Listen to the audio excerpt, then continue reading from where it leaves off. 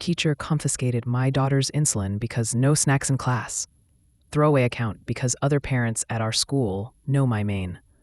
I'm still sick to my stomach and switching between wanting to cry and wanting to staple a copy of my kid's 504 plan to every wall in that building. My daughter, Lena, is 10 and has type 1 diabetes. She's had it long enough that we have a routine most adults I know couldn't manage. Check Dexcom, count carbs, dose insulin, keep fast-acting sugar within arm's reach. Her teal pouch goes everywhere with her. Glucose tabs, Smarties, meter, backup syringes, insulin pen, alcohol wipes, a folded copy of her 504 plan. The district signed off last year. She can test and treat in class, carry supplies on her person, and she can eat or drink during tests if it's to treat a low. That last part is typed in bold letters. We learn the hard way that when blood sugar nosedives, you have minutes, not an hour, and not until the end of the quiz. Last Thursday, around 10:17 a.m., my phone buzzed with Lena's Dexcom share alarm, urgent low. I glanced, saw 63 with a down arrow, and texted her, "Treat now, Smarties." She didn't reply. The number dropped to 58 within 2 minutes. I called the front office and told the secretary that Lena was trending low and to please send the nurse to room 12 immediately. The secretary sounded flustered and put me on hold. While I was listening to the world's chirpiest hold music, the number flatlined to low. I grabbed my keys and sprinted to my car. My house is 6 minutes from school. I think I did it in 5 and change. I parked crooked, half on a faded line, and power walked through 2 sets of locked doors because the buzzer camera was taking glacial years to register my face. By the time I reached the hallway, I could hear Lena's Dexcom shrieking from behind the classroom door. There was a testing do not disturb sign taped at eye level. I knocked. The teacher, Ms. Blair, opened the door 2 inches and said, "We're in the middle of a math assessment." "My daughter's medical device is alarming," I said. "I need to see her." Ms. Blair lifted her chin, like I was trying to sell her a vacuum cleaner. "There is no food during testing," she said. "It's in the handbook." I pushed the door open without waiting for permission. Lena was pale and sweaty, slumped over her desk, with her pencil skittering toward the floor. Another student was looking at her, with his hand half up, like he'd been deciding whether to tattle or rescue. I went to Lena, pulled a juice box from my bag, and put the straw to her mouth. She sipped, then gulped, then burst into tears the way kids do when the adrenaline starts to ebb. Her hands were shaking. I could feel my own weren't much steadier. Behind me, Ms. Blair whispered, "No snacks during testing." "This is medical treatment," I said, without turning around. The nurse arrived just as Lena's meter beeped a 49, lower than the Dexcom had shown. We did the 15-minute wait, rechecked, dosed appropriately, all the tiny procedural things you learn after your kid has almost died once. While we were waiting, the boy with the half-raised hand blurted, "Ms. Blair took her pouch." I looked up. "You took her medical kit?" Miss Blair, arms crossed, said, "She was eating candy. Other students asked if they could have candy too. We must maintain fairness." I said, "If a kid needed an inhaler during a test, would you take that too? Because other kids might want a puff?" "That's different," she said. "Inhalers are medicine. Those glucose tablets are literally candy." The nurse made a small noise like a tea kettle. "Fast-acting carbs are medically necessary for hypoglycemia," she said. "They're in her 504. We went to the office.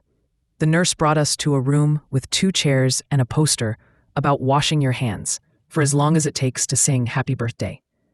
Lena sat and sipped, and color returned to her cheeks in blotches. I asked the nurse, calmly, because I have learned that calm is the only voice that penetrates administrative armor, if they had her 504 on file. She said yes. I asked if all staff had been trained. She said yes.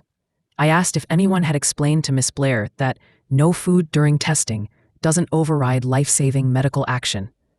She looked at her clipboard like answers might grow there and said she would circle back. The principal joined us. He did that concerned principal face that is half empathy and half liability calculation. Miss Blair came in too, carrying Lena's teal pouch like a thing that had got her into trouble. She set it down on the table without looking at us. I asked Lena if she wanted to say anything. She said in the small, brave voice that makes me furious on her behalf, "Please don't take my pouch again." Miss Blair said she thought Lena was sneaking candy because she'd seen her pop Smarties during reading yesterday, and it didn't seem fair during a test. I told her Lena doesn't sneak anything. She treats. I asked the principal whether fair meant letting one student's pancreas ruin her brain during long division so other kids wouldn't feel jealous. The principal winced and said, "Of course not."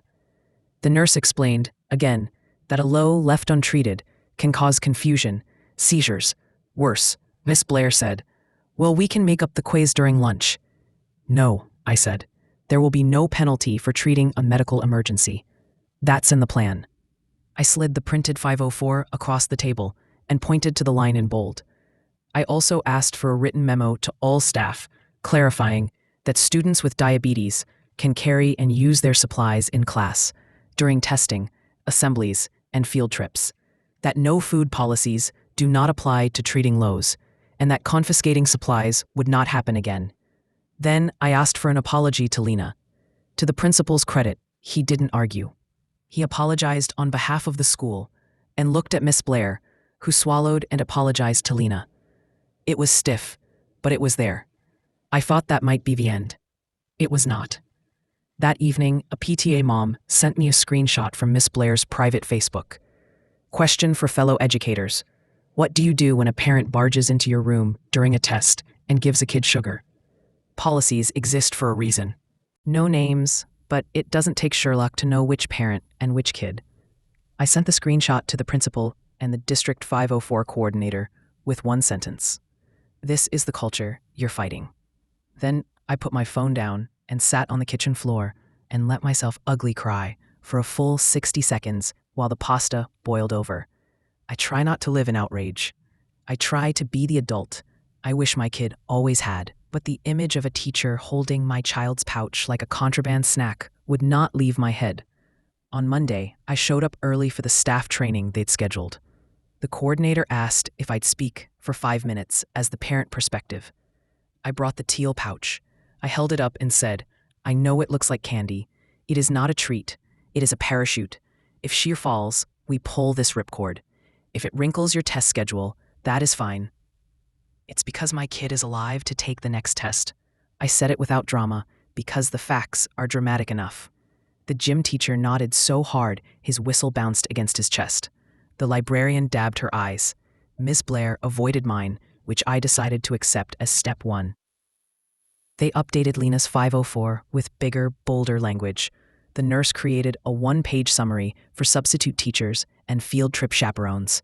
If Dexcom alarms low, student must treat immediately with fast-acting cards, juice, glucose tabs, Smarties. Do not confiscate supplies. Student may test and treat in class without penalty. They printed it on obnoxious neon paper. Good. Let policies be bright if empathy can't be. The next day, Lena asked if she could move to the front row. "I want Miss Blair to see me," she said, "and I want to see her see me." We asked. Miss Blair agreed. Before the next quiz, Lena raised her hand and said, clear as a bell, "If my Dexcom beeps, I will treat it and then continue. Is that okay?" Miss Blair said, "Yes, Lena. Take care of your body first." 2 kids in the back clapped without meaning to. The principal, who happened to be walking by, stuck his head in and said, "Exactly right." I breathed for what felt like the first time all week. Was I tempted to demand Miss Blair's termination? Absolutely. But I also keep thinking about the substitute who will sit in that room someday with 25 kids and a bag of rules. I want that person to know what the right rule is. So I asked for something else. Mandatory annual 504 training for all staff. A log of who attended. A requirement that classroom rules include a sentence about medical exceptions. And a scope and sequence for kids to self-advocate. The district agreed. Possibly because their lawyer was CC'd, possibly because it was simply the right thing to do. I don't care why, as long as it gets done. There were small bright spots. A first grader I'd never met pointed to her own teal pouch in the hallway and whispered, "I have one too." A paraprofessional told me she'd been scared to let a student eat during library time, and now she felt authorized to do the obvious. A bus driver asked for a copy of the neon sheet, just in case. One parent wrote me to say she'd always assumed no food meant even for diabetes, and she felt horrible. She put a box of juice in her kid's backpack, with a note that said, "If you ever see Lena need this, it's hers." I cried again. In my car this time. The good kind of tears that wash away the poisonous ones. At home, Lena redesigned the label on her pouch with a Sharpie. Medical, not candy. She drew a tiny parachute under it because she liked the metaphor. She also wrote a joke on a sticky note and stuck it inside her math folder. Why did the glucose tab cross the road? To get to the other side, a 70. I groaned and told her it wasn't funny. She said it was objectively hilarious. We negotiated bedtime like we always do. We were normal, which is a miracle when you remember how close we came to not being. Yesterday, Lena took another math quiz. She finished it with time to spare, and then spent the extra minutes helping the kid next to her line up his place value. On the way out, Ms. Blair said to me, "I didn't understand. I'm sorry." She looked gray with embarrassment, but not defensive. I told her, "Understanding is the whole game." I meant it. We do not need perfect people. We need teachable ones. If you're a teacher reading this, please reread your students' plans and ask the nurse dumb questions before it's urgent. If you're an admin, consider printing the rules on highlighter yellow paper and taping them to every substitute folder. If you're a parent in my PTA, please stop sharing Facebook posts like their neighborhood watch bulletins and instead offer to chaperone the class trip so the nurse isn't the only adult who knows how to open a juice box at 40 milligrams per deciliter. And if you're a future version of me, reading this when the adrenaline has finally burned off, you did the right thing by barging into that room. Next time, don't even knock. Thanks for watching, friends. I hope you enjoyed this story. Your likes and subscriptions really help the channel grow. See you in the next story.